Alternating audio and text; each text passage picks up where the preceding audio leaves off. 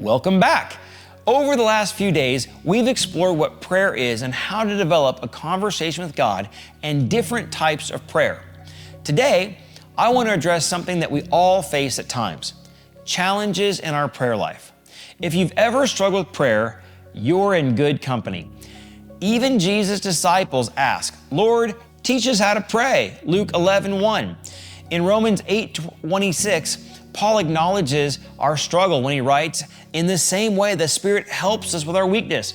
We don't know what we should pray for as we ought to, but the Spirit Himself intercedes for us with groanings too deep for words."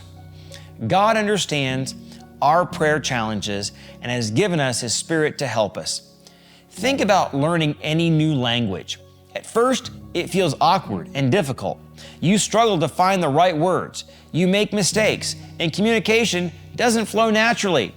But with practice and immersion, it gradually becomes more natural. Prayer is the language of relationship with God, and it flows similarly from a learning curve. Let's address some common prayer challenges. First, there's distraction. Your mind wanders to your to-do list, work concerns, or what you'll have for dinner. This happens to everyone. When you notice your mind wandering, gently bring your attention back to God without condemning yourself. Find some helpful way to pray out loud or write down your prayers and to stay focused. Another challenge is dryness. Those times when prayer feels mechanical or God seems distant. Even great saints like Mother Teresa and C.S. Lewis wrote about experiencing spiritual dryness.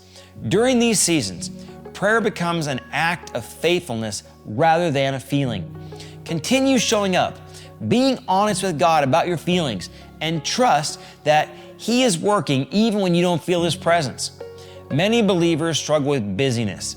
We intend to pray, but our schedules fill up and our prayer gets pushed aside. Remember, prayer isn't primarily about duration, it's about connection. Start with a short, consistent prayer time, perhaps linked to something you already do daily, like your morning coffee or your morning commute. Consistency matters more than length. Then there's the challenge of unanswered prayers. When we've prayed earnestly for something and we don't see the answer we hope for, it can be very disheartening. Remember that God's ways are higher than ours, and sometimes His no or wait is actually an expression of His wisdom and love. Keep trusting His heart, even when you don't understand His hand. Some believers struggle with guilt, feeling they don't pray enough or well enough. But prayer isn't about performance or earning God's favor. It's about relationship. God delights in your presence, just as a loving parent delights in their child's company, regardless of how eloquently they speak. This week, identify your biggest prayer challenge and take one specific step to address it. If it's distraction, try prayer journaling. If it's finding time, schedule prayer in your day just like any other important thing you do. If it's dryness, passing through a psalm will help you with that. Remember, the goal isn't perfect prayer, but persistent prayer. Don't let challenges stop you from this vital conversation with God. As Hebrews 4:16 encourages us, let us approach God's throne with confidence so that we may find grace to help in times of need. God welcomes your prayers, and all the challenges are going to fall by the wayside.